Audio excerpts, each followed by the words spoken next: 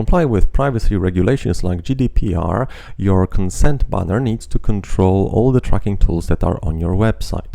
In other words, your visitors cannot be tracked until they allow it, until they give consent to using their data for different types of purposes.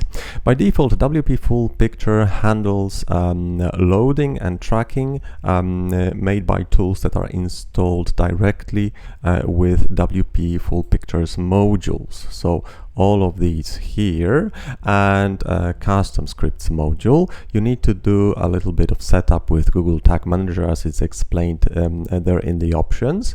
However, what to do with all other tools that may track your website visitors and are not installed with WP Full Picture, like for example different plugins, like live chat applications, like some newsletter or CRM scripts.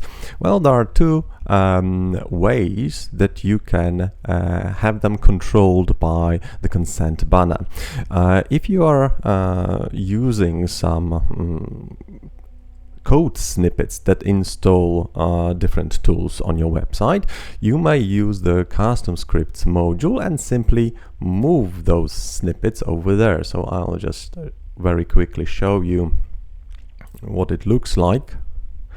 Okay, so you just move the snippet here and you choose what kind of tracking purposes the user needs to agree to in order to use this snippet.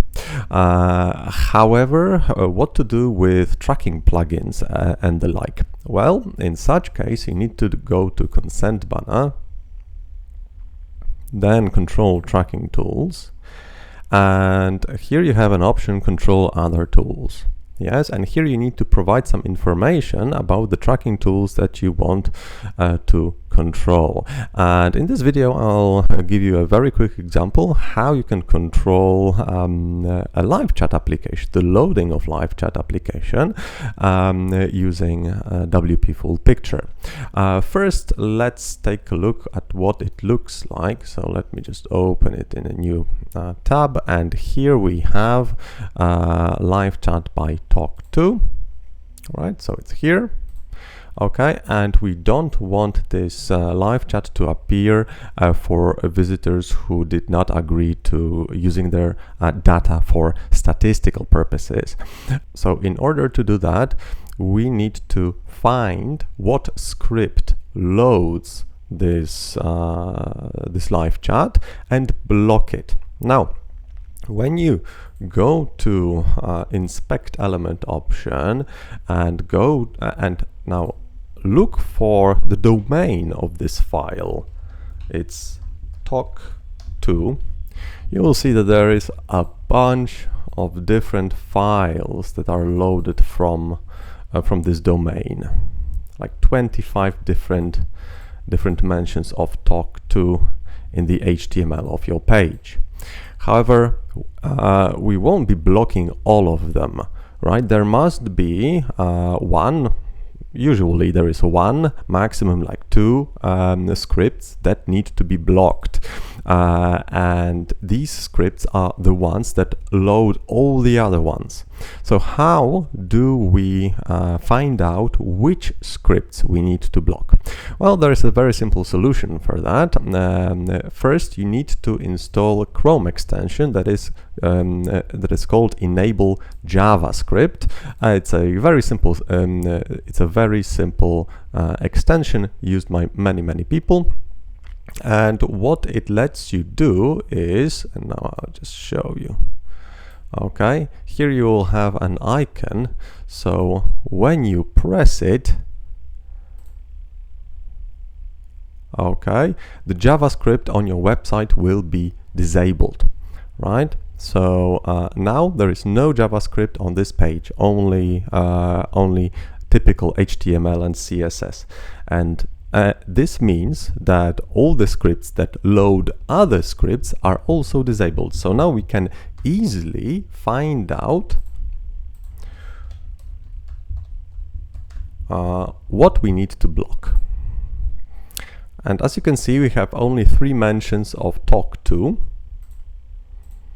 Okay, talk to script. So here we have these 2 comments, and there is 1 script which has some code in it. And this is something that we need, that we want to find. Okay, so let me just take a unique element of this script. So this is probably this whole code here, this ID. I will enable JavaScript again on this page. Okay, so here we have our icon, and now I'll go back to the options like that. Okay, talk to live chat. Here I'll just enter this unique text content. Of these 4 options, I want to block a script with unique text content, so this is what we are doing. I will give it some understandable, some clear ID. Talk to JS. Okay, and this script needs data for statistics and for personalization. Here normally I would put privacy policy URL of talk to, but I'm not going to do this in this video, and this is just a quick video. So let's save changes. Okay, now let's go back to our page and let's refresh it. All right, lovely. So now we no longer have this this banner.